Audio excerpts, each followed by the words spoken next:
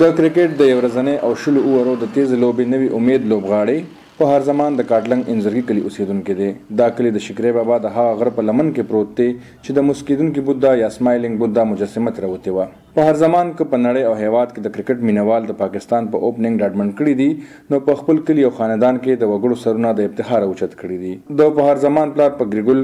د مرغو او زناورو د ساتونکو محکمې نه پنشنی دی خو په علم او تعلیم مین دغه پلار اول په هر زمان د کرکټ نه رانیولو او وایي زما وطن چې ولاسم کې بدل زړه پیدا کېږي خرګاډی بدل اخلم سبق بدنه پاتې شي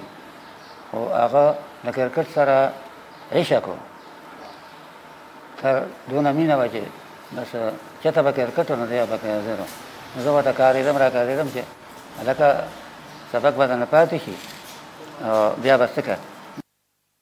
د بهر زمان څلور نور وروڼه او دوه خویندې دي. د کاټلنګ د یوې سپینې جامې د کورنۍ دغه غړی د ټولو کشرې دی خو ورور عارف زمان وایي چې په نیویه کې به د بل ورور قمر زمان ټوله تنخواه هم خوړله خو د کرکټ لوبه به یې کوله او زیاتوي اوس د بهر زمان په کرکټ لوبه کې بریالی د ټولې علاقې درناوی زیات کړی دی.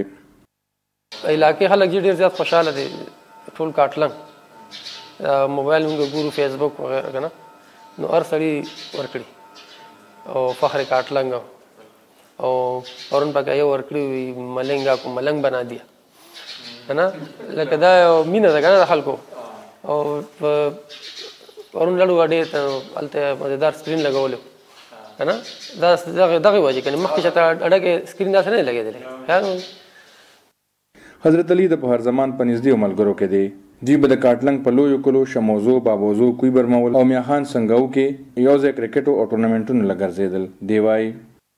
دلته په دې کوڅو کې په دې لارو کې مونږ ګیم کړی کرکټ او بس راتله په دې دی کې مدام زموږ د کرکټ یو ګراونډ دی کې به مونږ ګیم کوو او بالکل او دې شموزو بابوزو دې کلو کې ګرځېدل ټول شموزو بابوزو خو شو هغه په سایکلو بوتلو په روجو کې به ګرځېدو په سایکل باندې او بس ما او چې چمپیون ټرافین راشي بیا څه پلان دی څه ته ان شاء الله بیا هغه چې زو ناران ته به خیر چکر وو او عید کې ان شاء الله.